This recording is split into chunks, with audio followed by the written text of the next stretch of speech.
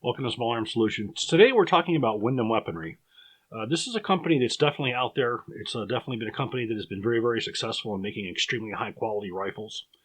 So far, I've only had the opportunity to test the MCS, which is their version of the MGI Hydra. The quality was incredible on it. I was very pleased with it. And I had a chance at SHOT Show this year to talk to the guys at Windham and to get some information on who I needed to speak to. And the gentleman said that for me just to give him a call and he'll give me some T&E rifles, which I did. So I want to talk a little bit about who Windham Weaponry is, because some people know a little bit, not enough to get in trouble. But I really want to talk about where Windham Weaponry came from. Many of you are familiar with Bushmaster. Bushmaster was one of the pioneer black rifle companies going back to the 80s. They were probably the first company to really put out mil-spec type ARs. Colt was putting out their Sporter series, which was not what you would consider mil-spec. You had your AR-15 versus your M16 upper and lower receivers. You didn't have captive firing or captive takedown pins and so forth. They were really the first ones to put out a true mil-spec M16A2. Bushmaster was known back in those days to have extremely fine quality, probably bordering Colts, if not maybe even exceeding Colt in a lot of ways. In 2006, Bushmaster was purchased by the Freedom Group. Well, unfortunately, by the time Freedom Group got done with them, they totally moved Bushmaster out of Windham, Maine, and brought them to Ilion, New York, and all production was put forth there. I'm sorry to say that when they moved, the quality of Bushmaster had dropped incredibly from what it was. Again, back in the 80s and 90s, Bushmaster was known to be premium top quality, and quite a bit changed when they were brought over to the Remington plant in Ilion, New York. Not too long after that move, the former owner of Bushmaster, Mr. Richard Dyke, was forced to sign a non-compete agreement with the new Freedom Group. And once that contract was void, where he could bring his own company again, he was able to go back to Bushmaster's, all the people that were, quote, laid off, and say, would you be interested in starting a new venture? So more than 70 former employees of Bushmaster who were laid off came to work, and the doors of Windham Weaponry opened. And within probably 3 months, the first rifles were coming off of the lines at the new Windham Weaponry. Now, one thing I do want to say about Windham Weaponry is the quality of these rifles were what Bushmaster was prior to the sale to Freedom Group. The same people, the same one who did that quality control, the same people that had that pride in what they were doing, they are now Windham Weaponry. Windham Weaponry has been expanding dramatically over these last several years to produce more and more rifles, more and more variations, and to expand what they have. So that's a little bit of a background on where Windham Weaponry came from. Now, there's two rifles that I looked at from Windham Weaponry. First is their M4 carbine. The next one was their M16A4. So first we're going to take a look at their M4 carbine. What I'm holding here is the early M16A1 carbine. Now, when I say M16A1 carbine, this was Colt's M16A1 carbine, not the government, because the government never adopted a carbine up until the adoption of the M4. Every carbine they had prior to the M4 was a COTS, or commercial off-the-shelf rifle. But there were many military units that had bought the M16A1 rifles. As we see here, this was the original rifle. This was the original one where it was lightweight. Everything was streamlined to make this rifle much more light. Of course, the M4s that we have today probably weigh anywhere from, I'd say 9 to 12, 13 pounds when you start adding all the optics and you add all the laser pointers and infrared pointers and vertical pistol grips and cameras or whatever else that you're going to add to it. So, at this point, we were looking at around 5.9 pounds for an empty rifle. Well, with the adoption of the M4, we were going about a pound heavier, and what we got for that was the heavier front barrel, the different front sight base, the better handguards, the 1913 rail, enforced receivers, 4 positions and a 2-position receiver extension, and so forth. And for all the additions that you got on this one, you're only looking at 1 additional pound from the M16A1 carbine. And again, then of course, we take this off, we put optics. Then we take this off, we put a rail. Then we add, flashlights and vertical pistol grips and IR pointers, and we get our SOP mod type stocks on here, a different pistol grip, and then we have, we add our other parts, so we get that price back up again. Now, what's very nice about this rifle is this is a stock M4. This is basically a stripped down, bare bones, old school iron sight type rifle. So when you get this, you're getting your standard rifle, which now you can eventually turn into if you want one of those 12-pound rifles with all the rails and all the optics and so forth. But this rifle here I wanted because I wanted to get a standard old school M4 type carbine. Now, looking at this rifle, you are seeing a basic M4 carbine. You're looking at basically a mil-spec version. You go through the features on here. the standard stock. This has got a Windham Weaponry logo on it. This one has a 6-position instead of a 4-position receiver extension. You have an A2 type forging here, and M4 forging on the top. You have the 1913 rail. You have the detachable carrying handle, standard A2 type pistol grip.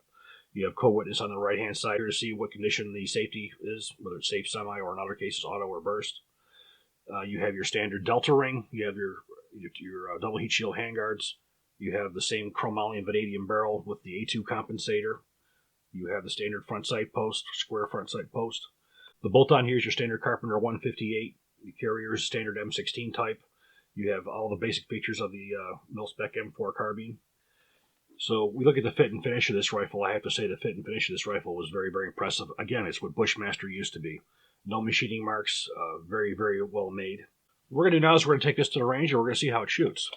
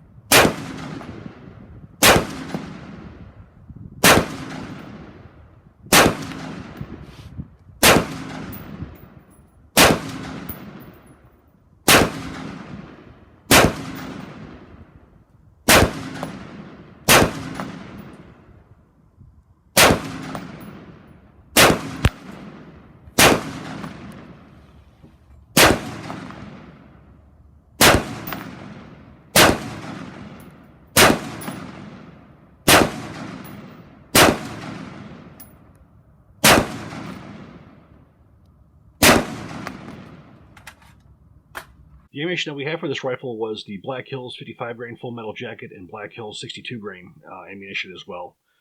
Fired probably, I would say, 300 to 400 rounds out of it, and as we would expect on a single malfunction. Basically, we shot this at 25 yards. This was a typical rifle. I didn't expect to see anything other than I would with any other mil-spec type rifle. But at 25 yards, I mean, we were looking at just about a half inch. Shot very, very well. Magazines we had were C Products Defense, Colt, and we also had some PMags. Everything worked just well. If you're in the market for a M4 type carbine and you want one that's basically a basic rifle that you want to work on later, you're looking at an MSRP of $1,192, which I'm sure you can find them in the wild for probably under $1,000. And you are looking at an excellent quality mil-spec rifle that you can do really whatever you want to. Now, another basic rifle we have right here is their version of the M16A4. They call it their 20-inch government rifle. Now, very rarely do we see this anymore. We see with the long handguards that go to the end of the barrel, no front sight base. We see all the different types of telescopic stocks. We don't see the detachable carrying handles anymore. We have all these race type rifles or these competition type rifles that have all this extra stuff on it. Here we're going back to basics. The condition that you see here is the way the M16A4s first left Colt's factory and first left FN's factories for the U.S. government. They initially came with the standard handguards and the detachable carrying handle. It wasn't until much later when you had the development of the M5 RAS, which the handguard was replaced with the M5 RAS, and the fact that these were mostly just being thrown away because they would take these off and they would put optics on them. For instance, the Marine Corps did a lot of work with the Tricticon ACOG sights, and then you had a whole bunch of different you had a whole bunch of different types of red dot sights they would put on. So these were useless. And the other thing was the guys didn't have a backup sight. So these were out, and they came up with the backup sight, which is the Matek.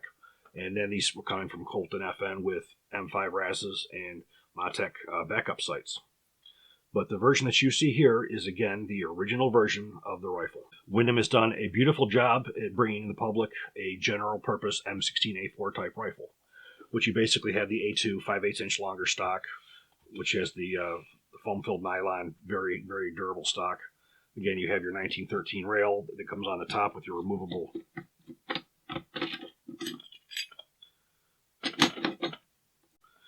and the upper receiver, standard M16A4 type, where you have a forward assist. You have your fire cartridge case deflector as well as your ejection port cover. Now, the one thing that's unique on this particular rifle is you are using not a standard rifle upper receiver, but you're using a M4 receiver, which has the feed ramps that are in the receiver. And you also, the barrel extension on here is not a rifle barrel extension, but it's a carbine with extended feed ramps as well. 20-inch chromoly vanadium barrel, magnetic particle and proof tested.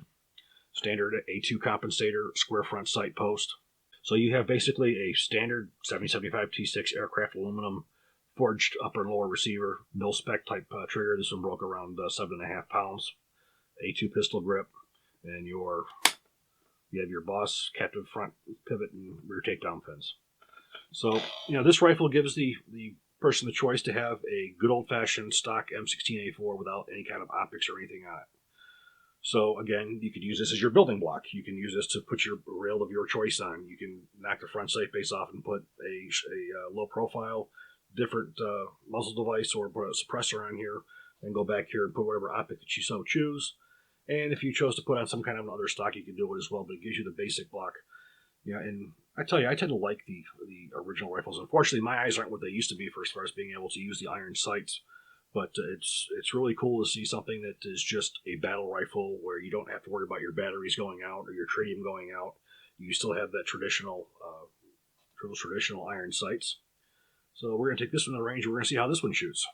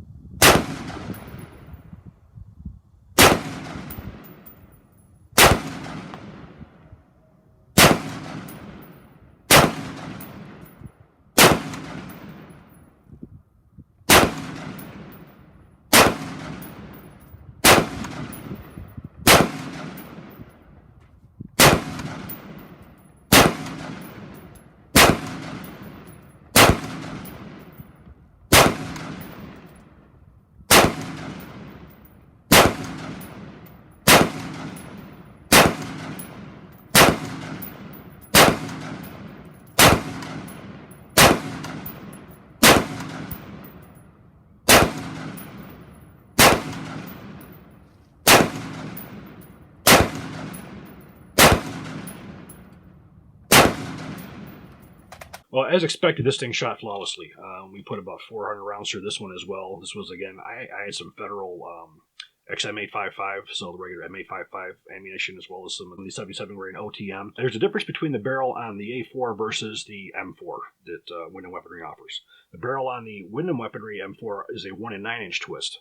On the government barrel here for the 20-inch barrel, this is a 1 7, which is the military. So I was able to fire some of the 77 grain OTM ammunition as well as some other of the 69, some of the higher grain ammunition. This was shot at 25 yards as well. Again, there was no point in going 100 yards with it for basically being an iron sight type rifle. And at 25 yards, we were still getting sub inch on the iron with the iron sights. The overall impressions and quality of Windham Weaponry was excellent. Both of these rifles, both of these old school rifles, shot perfectly, were reliable. There was no issues with ammunition. No compatibility issues with magazines. If you're looking to have a good building block to start with, a rifle to build whatever your choice is, this is an excellent place to go. Now, Windham Weaponry offers a wide variety of versions of this rifle. They offer heavy barrels. They offer different types of handguards. They offer different types of stocks. These are just two of their basic rifles, or basic government type rifles. So I encourage you to go to their website and take a look. I hope you guys enjoyed this video. If you have any questions, please leave a comment. I'll try and get back to you. Please subscribe, even better share, and please consider joining our Patreons as well. Thank you.